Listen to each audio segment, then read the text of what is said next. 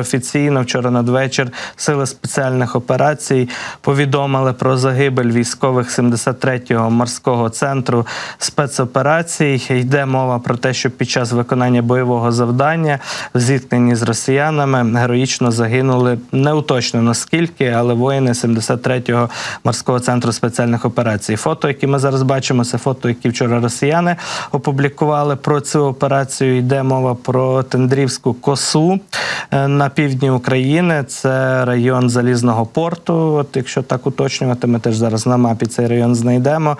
І от як повідомляють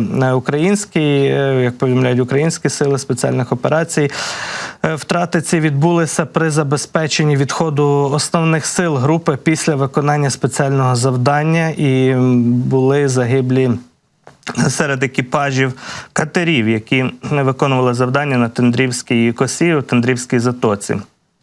Отже, це якраз ось цей район ведення бойових дій, це район окупації насправді, і це от південніше, власне кажучи, вже навіть Очакова, південніше коси, на якій раніше відбувалися бойові дії в районі Покровського, Георгіївського.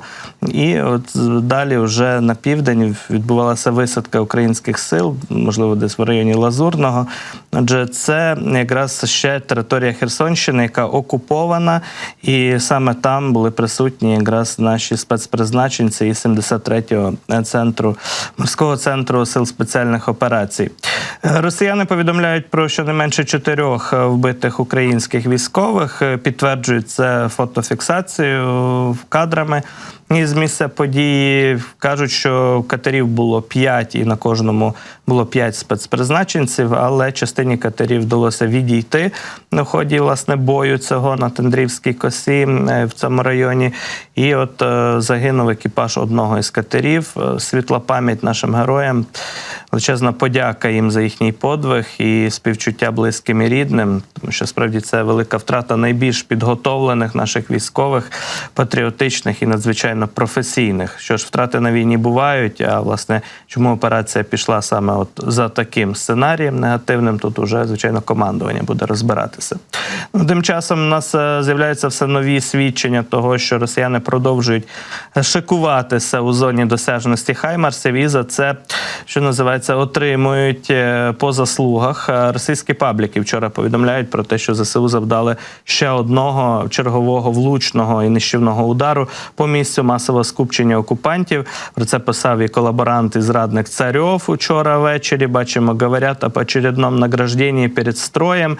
І, мовляв, це закінчилося трагічно для окупантів. Ну і багато таких вчора було дописів. Один із дописувачів російських блогерів пише про 19 загиблих на місці і ще там 12 поранених. Йде мова про те, що 2 ракети Хаймарсу прилетіли, а місце збору цього шикування було біля Донецька, у Оленівці, горизвісній Оленівці. І мова йде про те, що шикували там 155-ту окрему бригаду морської піхоти російської.